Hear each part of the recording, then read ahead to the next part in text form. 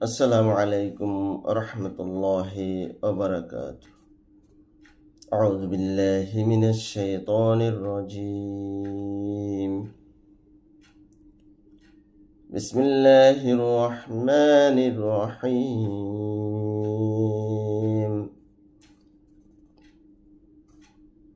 فاتقوا الله ما استطعتم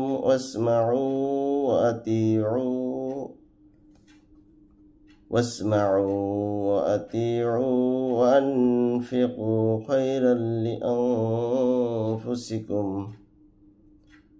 ومن يؤق شح نفسه فأولئك هم المفلحون. অতঃপর তোমরা সাধ্য মোতাবেক আল্লাহ রব্বুল আলামিনকে ভয় করে চলো।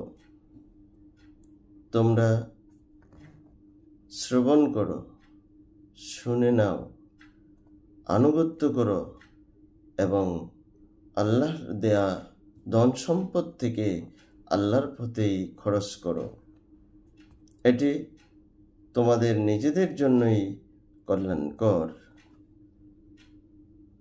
যে ব্যক্তিকে তার মনের লোভ লালসা থেকে রক্ষা করা হয়েছে তারাই সফল কাম। সূরা আত-তাগাবুন আয়াত নাম্বার 16।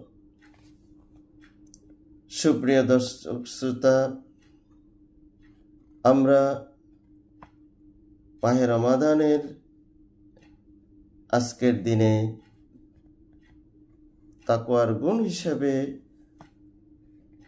সূরা আত-তাগাবুনের 16 নম্বর আয়াতে আল্লাহ রব্বুল আলামিন 3টি নির্দেশনা দিয়েছেন।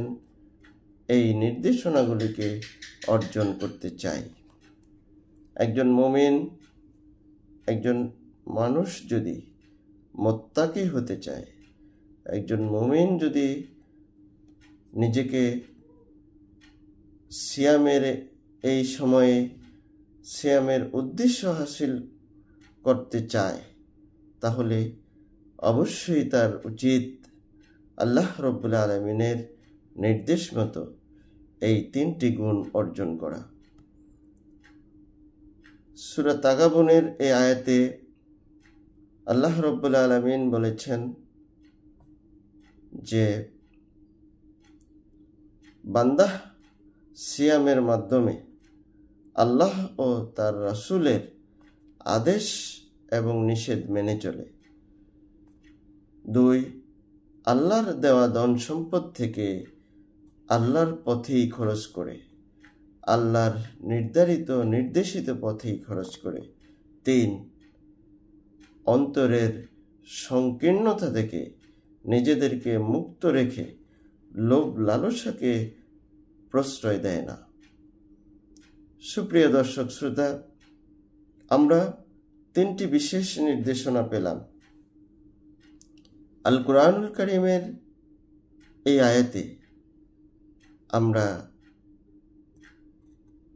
যেই 3টি নির্দেশনা আল্লাহ রব্বুল আলামিন দিয়েছেন, এই নির্দেশনাগুলিকে ধারণ করে আমরা আজকের এই রমাদানের 24তম পর্বে আমাদেরকে একজন মুত্তাকি বান্দা হিসেবে আল্লাহ রব্বুল আলামিনের কাছে পেশ করব। আল্লাহ রব্বুল আলামিন আমাদেরকে সেই তৌফিক দিন। আমিন। ওয়াসসালামু আলাইকুম ওয়া রাহমাতুল্লাহি ওয়া বারাকাতুহু।